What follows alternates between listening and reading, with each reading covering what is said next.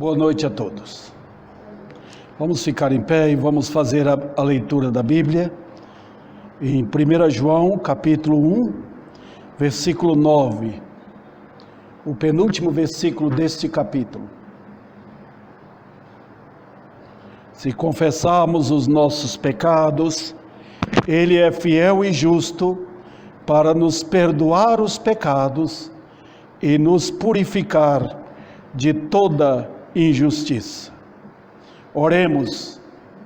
Dá-nos, Senhor, pela graça, a recepção da Tua palavra de uma forma calorosa em nossos corações, recebendo com alegria, com prazer, as instruções que Tu nos dás, os ensinos preciosos que recebemos de toda a Bíblia, quando tratamos de um versículo só da Tua palavra. Dá-nos isso agora para a glória de Deus, edificação da igreja e salvação dos perdidos. Em nome de Cristo Jesus. Amém. Podem sentar.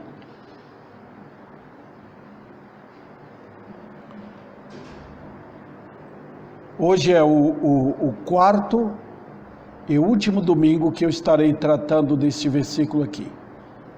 1 João. No primeiro domingo eu tratei sobre a verdadeira confissão. Quem é o pecador que chega para ser salvo? Depois eu tratei sobre o verdadeiro inimigo, que é o pecado. No domingo passado eu tratei sobre o Salvador. E agora vamos chegar à conclusão que dá o ponto final com a qual eu quero culminar esta série de 4 mensagens. A verdadeira salvação. O que é que diz o texto? Ele perdoa e purifica. Esta é a mensagem que temos aqui. Ele perdoa e Ele purifica. Olha como completa isto. Que trabalho final bem feito, perfeito, de tal maneira que não precisa mais nada. O Senhor dá ao pecador, qualquer um, a verdadeira, eterna, perfeita e para sempre salvação. Então, o que é que nós temos que aprender aqui, irmãos? As duas coisas que Ele faz. Ele perdoa e Ele purifica. Não é o suficiente? O que é que o pecador precisa? Ele precisa de perdão e purificação. Parece-me que o povo hoje não entende isto.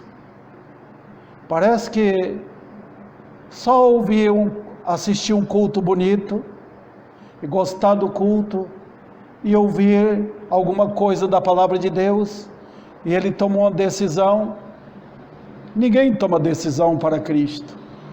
Ninguém. É Cristo que decide nos salvar. Não fui eu que decidi me converter a Ele. Foi Ele que decidiu me atrair para Ele. Sempre é assim. É o Salvador que vem socorrer o aflito. E não o aflito que sai em busca dele.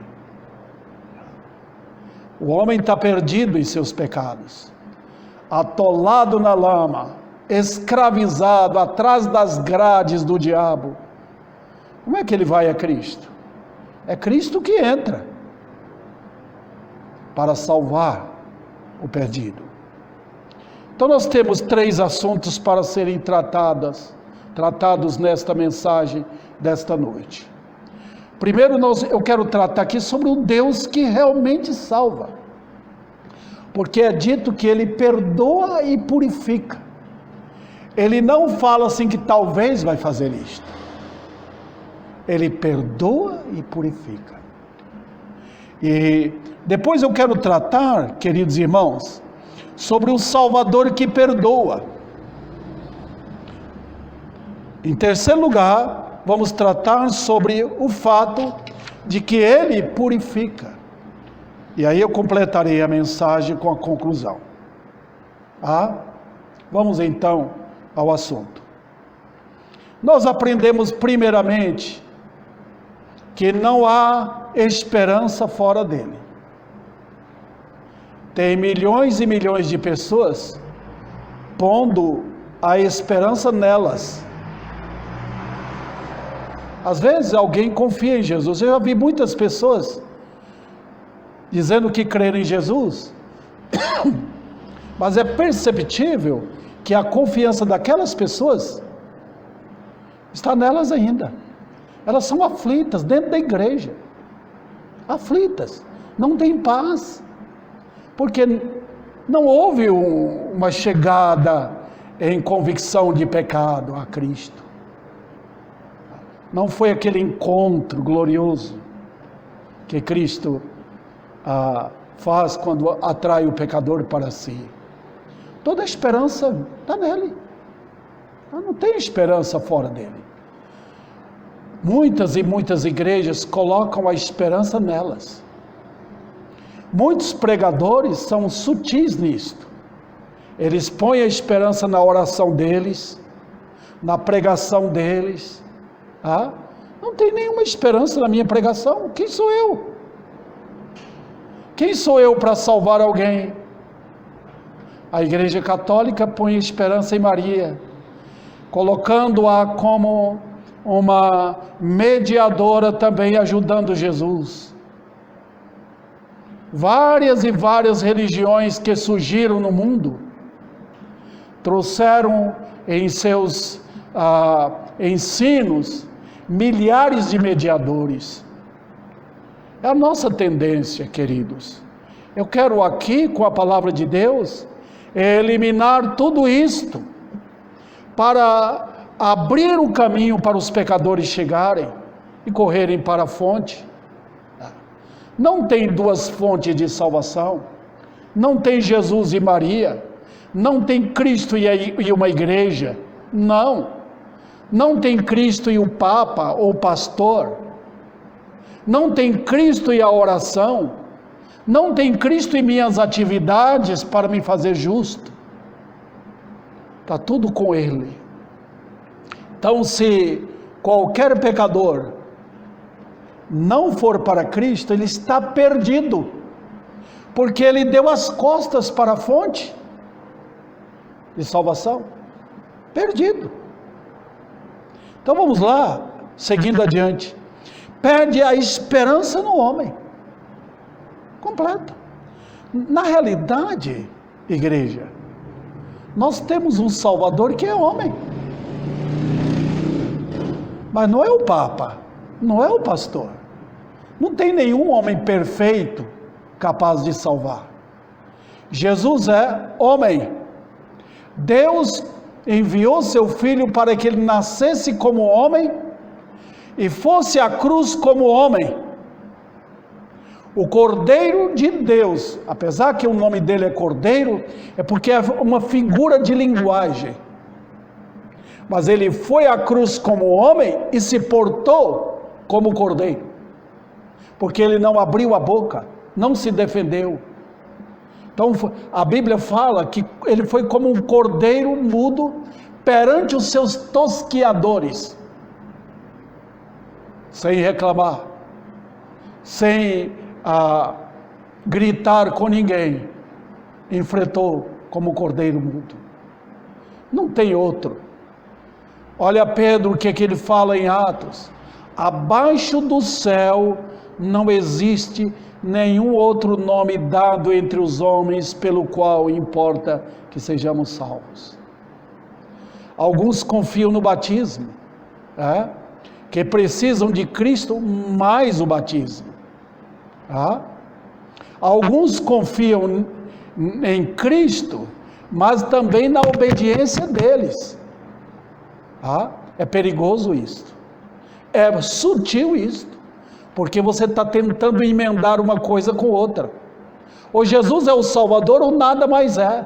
No momento que eu dependo da minha obediência para Cristo me salvar, caso contrário eu perderei a minha salvação. Eu não conheço a doutrina da graça, eu desconheço. Eu estou cercado por uma doutrina, um ensino perigoso, sutil, chamado obras. É perigoso isso, porque a obediência de Cristo é suficiente para eu ser o que eu sou, salvo, obediente cada dia e caminhando pronto para entrar no céu, sem qualquer empecilho. Maravilhoso isso. Vamos adiante aqui. Aprendemos também, queridos irmãos, com essa definição aqui, a glória da misericórdia de Deus. Por quê? A Bíblia parece que brilha, não parece, brilha radiantemente a glória da misericórdia de Deus. Como é que Deus trata com os pecadores? Parece que o mundo de hoje, com esse entrave, com esta alavancada dos mentirosos, dos filhos da mentira, eles estão dizendo que todo mundo tem Jesus, todo mundo tem Deus, todo mundo pode orar, todo mundo, vamos dar as mãos. Mentira e mentira das mais trágicas mentiras do diabo já inventadas. Olha, falou isto, entrou isso no mundo, perde a beleza da misericórdia de Deus. O que é que Cristo veio fazer? Nós olhamos o capítulo 57 de Isaías, Deus está falando: eu sou o Altíssimo, eu estou assentado no trono. Mas quando ele olha para o pecador, que ele vê um pecador sentindo a sua miséria, aí ele desce em misericórdia. Hoje o povo não sabe entender o que é misericórdia até que entre a calamidade dos seus pecados. É por isso que estamos orando, por isso que dobramos o joelho no chão: Senhor, mostra aos pecadores em Ribeirão Preto e no Brasil que Tu és um Deus de misericórdia, que eles merecem como nós merecíamos a dignidade do inferno. Que Deus não ouve as orações deles, eles não são salvos. Cortemos esta injúria do diabo no mundo, dando falsa paz, falsa esperança ao povo. Então é misericórdia, e a Bíblia está cheia disso, meus queridos. Outro detalhe, aprendemos a respeito também, quando a Bíblia fala que Deus perdoa e purifica, ela está relatando o quê? A minha miséria. Eu vou tratar sobre isso. O que é o pecador sem Deus, sem perdão, sem purificação? Ele é um pobre traste. Ele é um pano sujo. Ele está fora da casa. Ele é um réu condenado. Ele é marcado para o inferno e lago de fogo.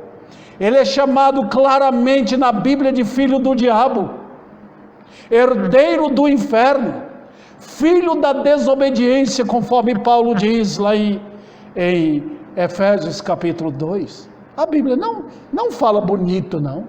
Ela mostra a realidade. Hoje não querem ouvir a verdade, mas tem que ouvir. Então, queridos, é um andarilho sem rumo. Que Deus mostre isso aos pecadores, eles não querem saber, estão com seus ouvidos tapados. Está tudo bem conosco. Não está. Os homens de hoje é como aquela pessoa que está com câncer e não quer informar para o médico. Ele tenta tomar um remédio para acalmar as dores e dizer: está tudo bem, eu vou viver a vida. Então nós primeiramente aprendemos que Ele é um Deus, o Deus que salva. Quem? Qualquer um? Não, qualquer pecador. Qualquer pecador. Tem um pecador perdido? Se tem, ele salva. Ah, o Senhor não é igual aos médicos que dependem do dinheiro para tratar alguém. Onde tiver um perdido, ele salva. Onde tiver alguém gemendo de sede espiritual, ele tem a água para dar. Um faminto, ele tem o pão para dar.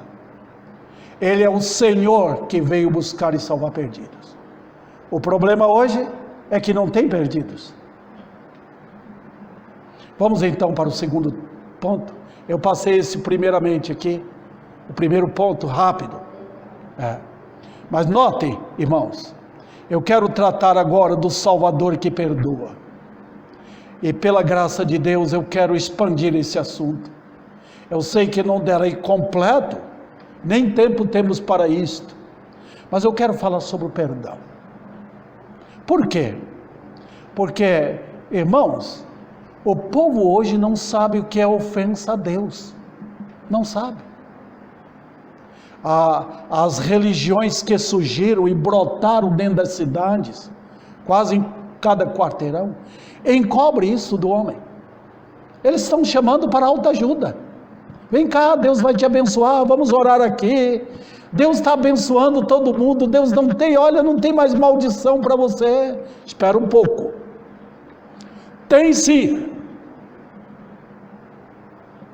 Nós ofendemos a Deus. Por quê? Porque o pecado é o quê? Eu nem vou usar a palavra ofensa aqui. É um tapa no rosto de Deus. A Bíblia utiliza lá em Romanos capítulo 5, a palavra ofensa. Está vendo? Como a Bíblia pega a palavra pecado e dá variadas, vamos dizer assim, interpretações desta palavra. Ela traz para junto da palavra pecado várias outras palavras: transgressão, ofensa, delito, iniquidade.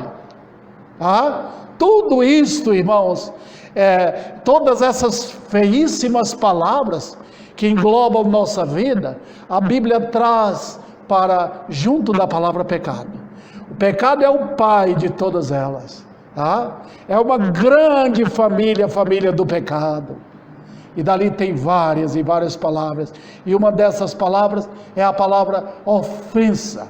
Significa, queridos, lá em Romanos, que quando nós tombamos lá no Éden, foi como se eu desse uma bofetada forte no rosto de Deus. Fizeram isso antes dele ir para a cruz. Bateram nele, cuspiram nele, tudo ofensa, queridos. Mas notem, meus irmãos, nós ofendemos um Deus que é santo. Deus, na sua ira, teria esmagado toda a raça. Está vendo? Olha aí, o Deus misericordioso entrando em ação. Você aguentaria um tapa no seu rosto? Eu me lembro de uma senhora nossa igreja, quando eu pastoreei lá em Uberlândia, ela falando de uma senhora que no meio dos amigos que chegaram, ela bateu no rosto, deu uma bofetada no rosto do seu marido. Ele ficou tão envergonhado que ele se matou. Agora, ofender a Deus? Pois é, ofendemos a Ele. Agora, quem é o Deus da Bíblia? Satanás tem feito, irmãos, tem misturado o mingau dele para fazer um verdadeiro transtorno com a palavra da divindade. A Bíblia tem sido colocada de lado. E Deus, o nome da divindade tem sido colocado como algo banal. Mas eu quero, em rápidas palavras, irmãos, falar sobre Ele. Eu falei que Ele é santo. É a santidade perfeita de Deus. Mas Ele é o Rei do universo. Olha, queridos irmãos, Quando o rei Assuero, no livro de Esther, soube que tinha 2 homens tramando lhe matar, ele mandou enforcá-lo logo. Quando ele voltou, depois de sair para o jardim, voltou e viu a Amã tentando ali falar com a Esther para pedir pela vida dele, ele mandou enforcá-lo. Reis têm feito isto, porque ele está na posição de rei, uma autoridade completa. O rei não demora em subjugar, matar, de forma até cruel seus inimigos. Imagina o rei do universo, e nós ofendemos a ele. Para ilustrar, a Bíblia própria, ela ilustra a coisa. Por exemplo, a Bíblia diz em Provérbios, que a indignação do rei é como o bramido de um leão. Já viu, se você chega perto do leão, se ele rugir, pode dar um jeito de escapar, porque ele virá perseguir você. E agora olha o rei do universo, olha o Senhor dos senhores, o rugido dele treme tudo. Deus na sua ira, eu já tenho pregado sobre isso aqui. Quando Deus está na sua ira, brasas de fogo se acendem. O mundo hoje, a cristandade moderna, o sistema evangélico moderno encobriu isto. Mas notem, queridos, eu vou mais adiante para dizer que o pecado é visto como um desastre à criação. É como se alguém entrasse, um ladrão entrasse na nossa casa e além de furtar tudo, estragasse tudo, jogasse tudo para o ar, acabasse com a casa, sujasse tudo. Ladrões fazem isso. No pecado nós fizemos isto. Os irmãos sabem que o pecado é isto? Estão vendo os homens no pecado? Eles estão afrontando Deus. Eles estão usando a criação para afrontar Deus. O Senhor não fez o álcool, eu vou beber aquilo. Beber até cair. O Senhor não fez o sexo, eu vou usar para o meu bel prazer, para a destruição dos outros. O Senhor não fez minha língua para falar, eu sou dono dela, vou falar o que eu quiser, vou xingar quem eu quiser, vou falar palavrões como eu quiser falar. O Senhor não fez meus pés, eu vou usá-la para ir para onde eu quiser. Ofensa à criação de Deus. O homem no pecado, ele faz isto. Ele tem coragem de dizer que foi ele que comprou aquilo, que ninguém mais pode fazer. Ele não reconhece a glória de Deus. Eu tratei sobre a glória de Deus para vocês aqui. Anotem, queridos, é assim que um homem no pecado faz. Então o pecado é assim, é um desastre à criação. Nós pensamos que Deus não interessa pela criação, que Ele criou a terra, criou os astros, e foi lá para o céu, para a cidade dele, e está lá, tá bom, vou deixar aquilo ali. Não. Cada detalhe, cada item da criação é maravilhoso. Cada item da criação mostra um resplendor da glória de Deus, que é coisa inaudita, irmãos. Tanto faz você olhar para o céu e falar, tantas e tantas bilhões e bilhões de estrelas no céu.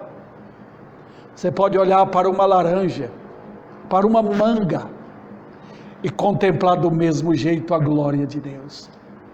O pecado destruiu tudo isto, acabou com tudo, anulou isto.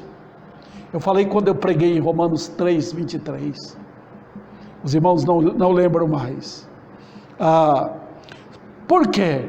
Porque o pecado só leva desgraça, a tal ponto que Deus vai destruir a terra e os céus, vai fazer uma nova terra, novo céu. Ele quer que a criação dele toda habite em justiça. Na terra não está tendo, irmãos. Olha os homens na injustiça. Eles não dão a Deus o que é de Deus, não dão ao seu próximo o que é do seu próximo. Então eles vivem em contínua atitude de desprezo ao Deus da criação. Então Deus vai remover tudo isto. Os homens para o inferno, o diabo também, a não ser os crentes, para o céu.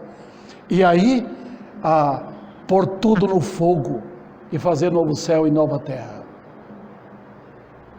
Também, queridos, vamos voltar agora a ver o perdão de Deus. O que acontece no perdão?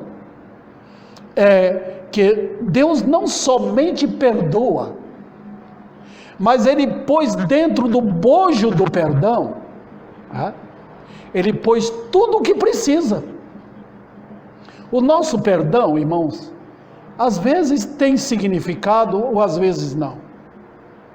Se alguém lhe maltratou, entrou na sua casa, lhe ofendeu e até machucou um filho seu, ou fez coisa pior, você pode até perdoar, mas fica aquilo lá dentro. Você fica com aquele sentimento de ira. Você diz, está tudo bem, mas lá dentro a gente não esquece. Com Deus não. O perdão de Deus não é um pacote pequeno. O perdão de Deus tem um tamanho imensurável, irmãos. Sabe por quê? Eu vou mostrar para vocês aqui. Primeiro, Deus perdoa e esquece. Ele perdoa e Ele esquece. Ele não lembra mais. O outro detalhe que eu quero lembrar para os irmãos é que Ele concedeu uma autoridade designada para perdoar. Vocês nunca veem qualquer homem grandioso, homem de Deus na Bíblia, no Velho e no Novo, que perdoou alguém por nome de Deus. Nem Elias, nem Davi, nem Isaías. Jesus, entretanto, fez. Está perdoado. Você lembra quando ele curou aquele paralítico? E depois disse para o paralítico, para os 4 homens que o levaram, estão perdoados os teus pecados. Impressionante. Um homem com autoridade de perdoar.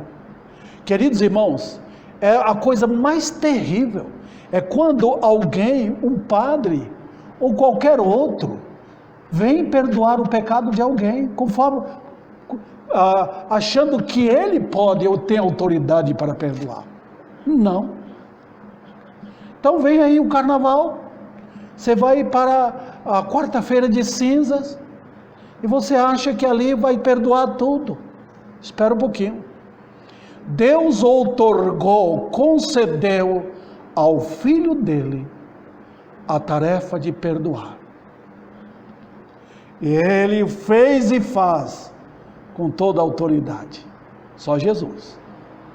Isso significa que nenhum pecador que não for a Cristo o Filho não será perdoado nunca.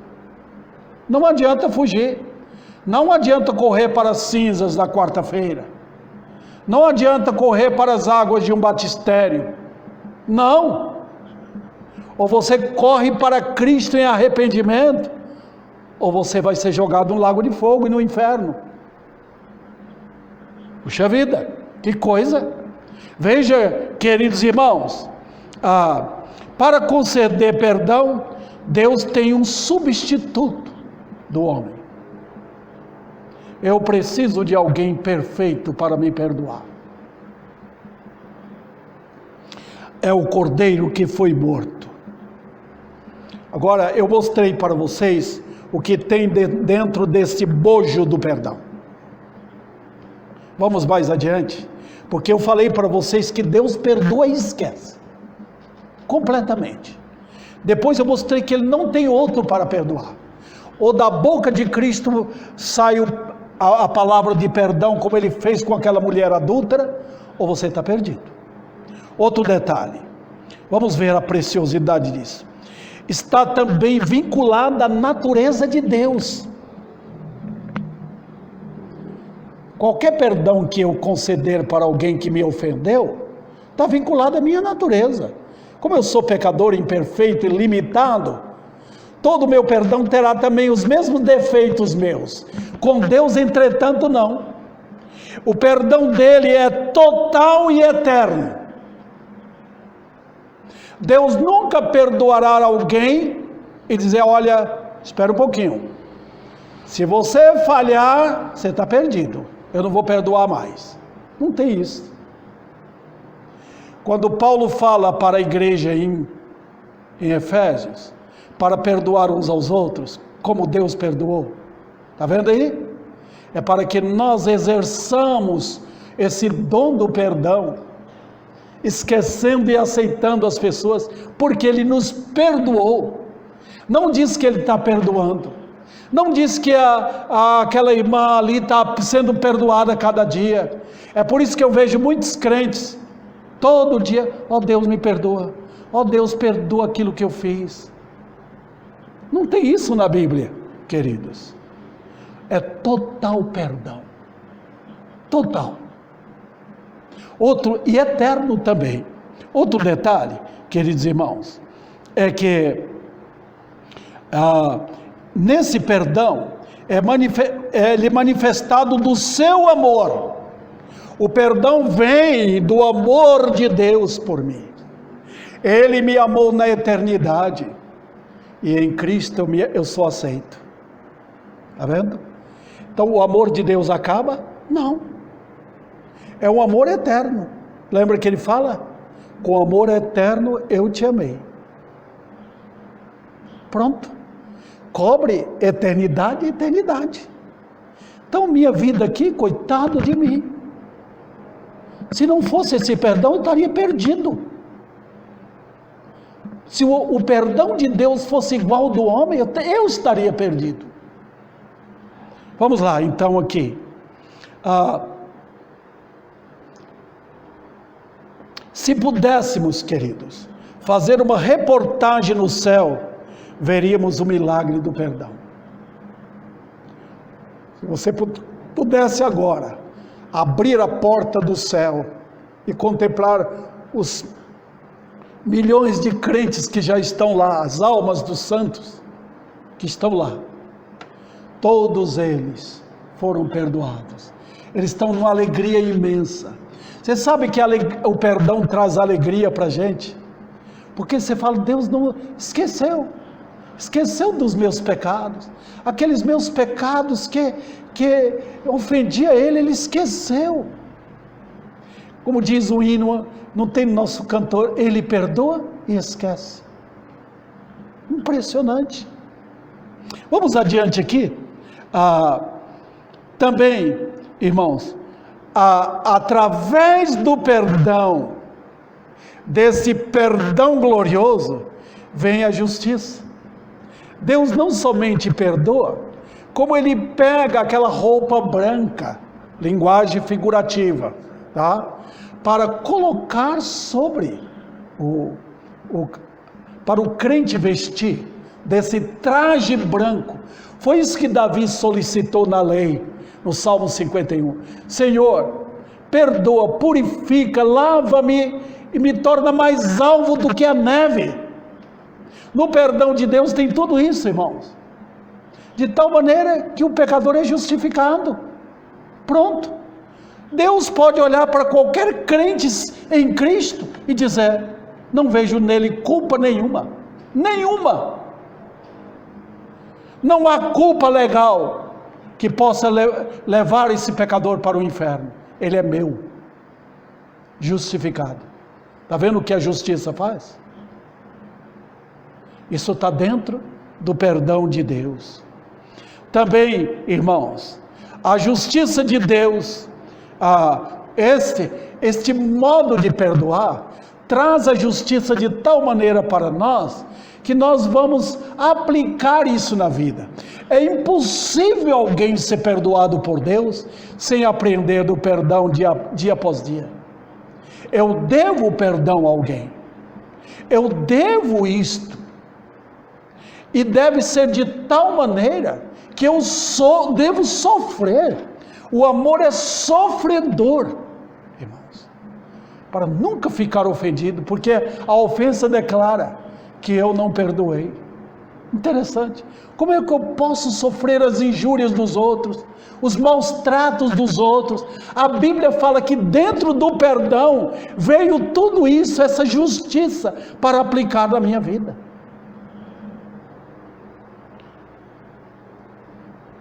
Também, meus queridos irmãos, indo adiante, exibindo a justiça de Deus, o perdão de Deus, digo. A nossa justificação, vindo do perdão de Deus, nos faz ou nos traz descanso à alma. E dá um descanso tremendo.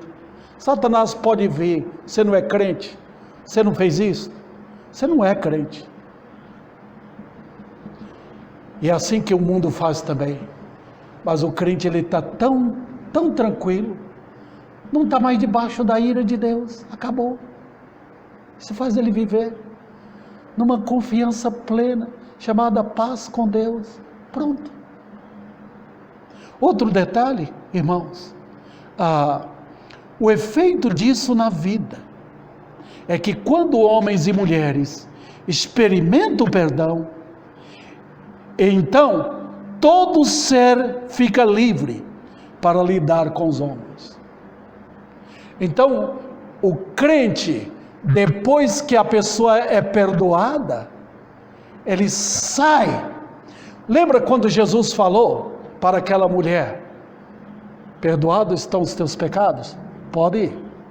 A palavra perdão ali significa estar livre. Foi tirada as algemas, foi tirada a corda que prendia. Pode ir. Então eu posso imaginar aquela mulher crente, depois do perdão. Ela podia olhar para qualquer lado. Ela podia olhar seus, vamos dizer assim, o povo olhando para ela com censura, xingando, adúltera, adúltera. Mas ela estava tão tranquila, livre. Eu entendo vocês. Eu não sabia do que aconteceu comigo. Deus me perdoou. Você nota como os santos fizeram? Como aqueles homens crentes no passado nunca, vamos dizer assim, retrocediam com ofensa para os outros. Nunca reagiram assim. Eles sempre perdoavam.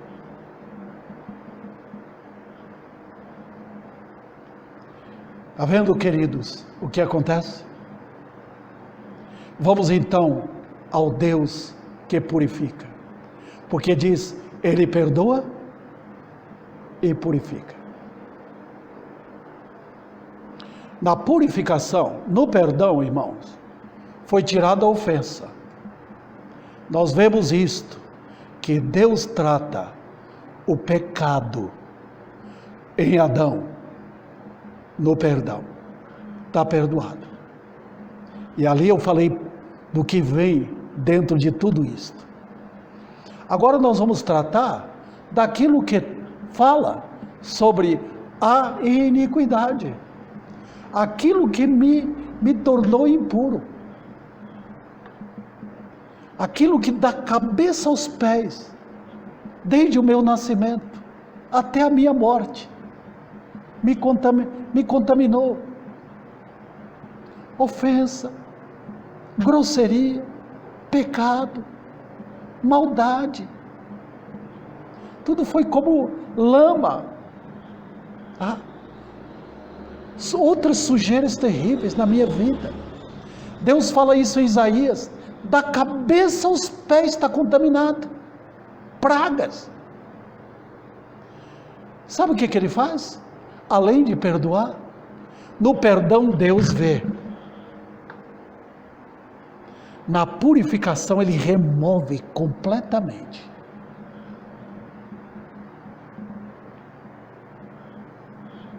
Veja o que ele faz. O efeito contaminador do pecado. Enquanto não for tirado, a boca está suja. Os pés estão contaminados. A mente está impura. As mãos estão imundas. Todo o corpo sente. Todo o corpo está sujo. Porque lá dentro está sujo. E imundice. Quando a pessoa não é salva, ela não é aceita por Deus. Ela é imunda. Ela pode orar, Deus não aceita. Ela pode cantar, Deus não aceita. Ela pode pular de alegria dentro de uma igreja, Deus não aceita. Ela está suja. Não tem nenhum valor para Deus. A Bíblia fala isso em Apocalipse 22. Não tem valor para culto. Não tem valor para pregar, para orar, para falar. Não tem. Está sujo. Veja, queridos irmãos. Então, o pecado tornou o homem imundo. Isaías 64, versículo 6. Imundo. Os irmãos já sabem disso. O que é imundo?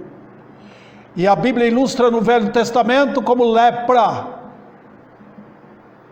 Imundo, sai da frente. Jesus vai falar isso naquele grande dia para aqueles que vão apresentar no dia do juízo. Apartai-vos de mim, vós que praticais iniquidade. E o que nós produzimos? Trapo de imundice. Oh, meus queridos, muitos vivem e agem como mendigos, levando seus trapos a um rei para ver se faz uma troca. Nós só temos trapo no pecado para dar para Deus. Deus vai aceitar? Trapo de imundice? Você não chegaria para um mendigo, sujo, maltrapilho, e pedir a camisa dele para você? Não. Você vai chegar perante o Senhor da glória, com seus trapos, para falar: olha o que eu fiz para... Apartai-vos de mim. Então, queridos, nessa situação, como eu havia falado para vocês, não pode haver culto a Deus. Eu tenho pregado aqui para acordar muitos que estão dormindo. Muitos. Não foram purificados lá dentro. Outro detalhe. No Velho Testamento, Deus ordenou numa linguagem que todos podem entender: lave, purifique, toma um banho espiritualmente falando. Isaías 1,16. Mas sabe, queridos, nada neste mundo pode lavar o pecador. Eu já falei para os irmãos daquela criança, aquele menino de cor negra, que queria ter uma pele branca, entrou na água e se lavava de todo jeito. Não sai, né? Assim também o pecado não sai do homem. Ele pode fazer o que ele quiser. Todo ano os indianos vão no rio Ganges, e naquele rio imundo, eles jogam cadáveres naquele rio, irmãos. É um cemitério, aqueles corpos descendo, e os aves comendo aquilo. Eles se lavam naquele rio imundo, e eles se castigam com chicotada seu corpo, para ver se purificam. Pobres almas. Meus queridos, veja bem, nada pode purificar o pecador. Nós vemos em Deus, um Deus que tem em mãos todo o recurso dele mesmo para tratar com as imundícies do pecador. Como é que ele faz? Em Tito capítulo 3, versículo 5, diz Paulo que ele nos lavou com a lavagem da regeneração. Ele fala isso com os discípulos. Vós fostes lavados. Impressionante, irmãos. Quando você tem uma máquina de lavar, você põe o omo ou o sabão em pó que você gosta, você coloca na máquina, ela faz todo o trabalho. Quando um pecador vem a Cristo, ele se entrega a Cristo. Deus tem consigo a lavagem da purificação. Deus faz uma lavagem completa pela palavra, e o pecador é purificado. Foi isso que Paulo quis dizer. Nós fomos lavados com a lavagem da purificação. Quando eu morava em Vitória da Conquista, eu tinha 11 anos, 11 anos.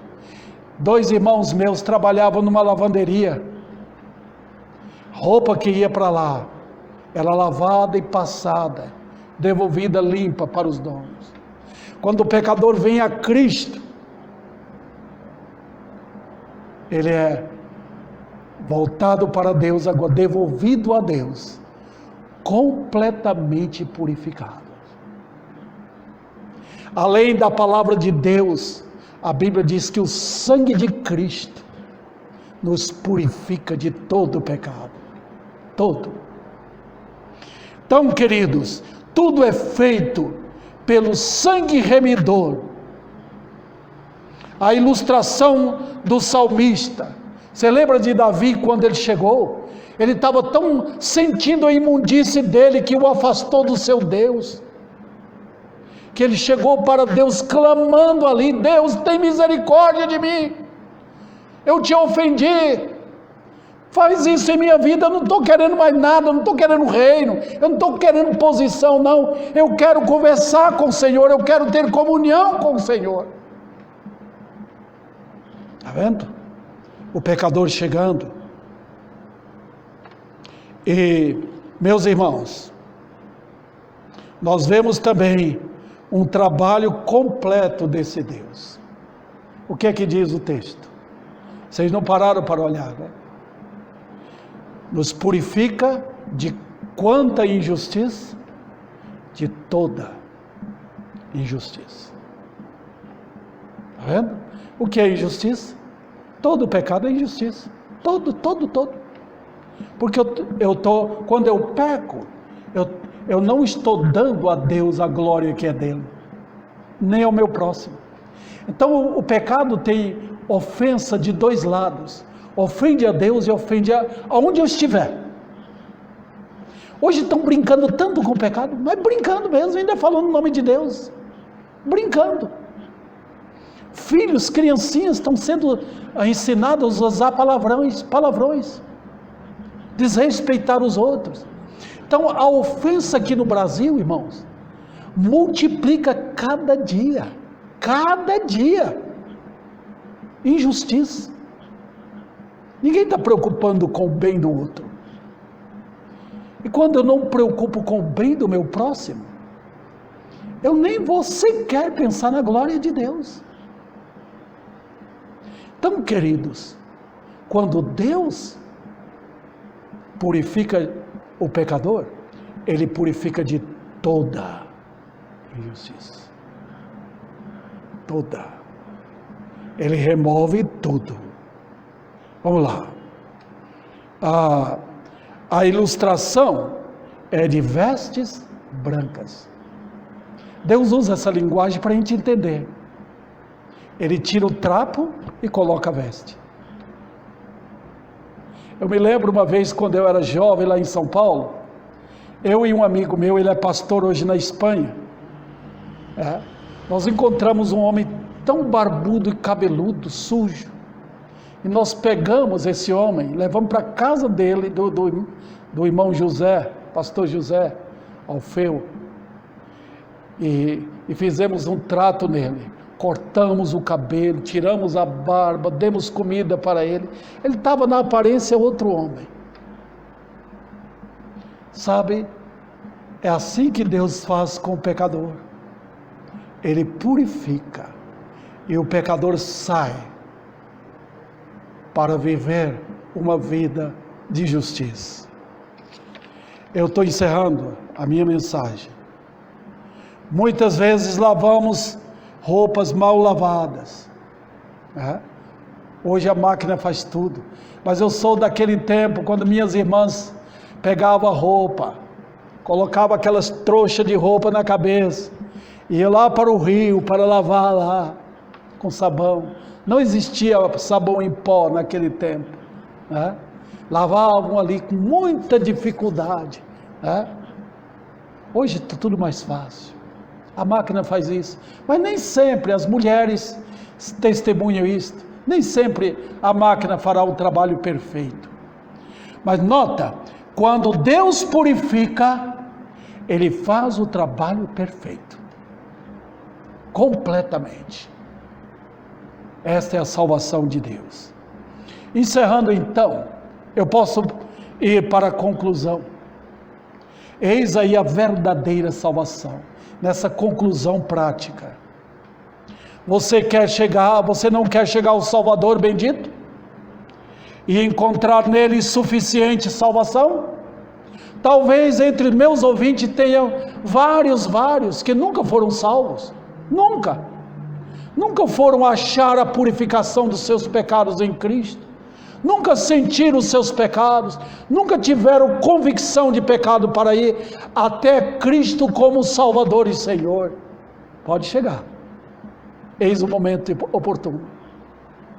Talvez tem muitos enganados, que é o momento agora, para esse encontro com Jesus Cristo. Nele há suficiente, você não vai sair mal salvo pela metade, é completamente salvo. Olha, meu amigo, teus pecados são como nódoas. Você sabe o que é? A gente falava nódia lá na Bahia, mas a palavra certa é nódoa. É aquela mancha que pega de uma árvore, de uma planta, de uma fruta, qualquer coisa assim. Não sai fácil.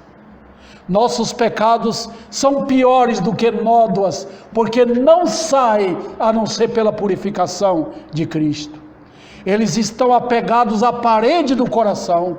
É de tal maneira que no Salmo Deus fala que mãos estão imundas. O coração está sujo, a mão está imunda. Então, o que é que eu recomendo? Chegue a Ele em santa confissão. Pode chegar. Talvez tenha alguém entre meus ouvintes que era católico. Quantas vezes você chegou no confessionário para falar com o padre? Ou talvez outro elemento que lhe enganou. Chegue para Cristo pela fé, em confissão. Não brinque com Ele, não esconda o seu pecado. Chegue com o coração aberto, porque quando o coração está aberto em confissão, você está declarando que está tudo sujo, não uma parte, todo você, e você encontrará o que a Bíblia diz aqui: perdão e purificação. E que o Senhor aplique a sua palavra em nossas vidas.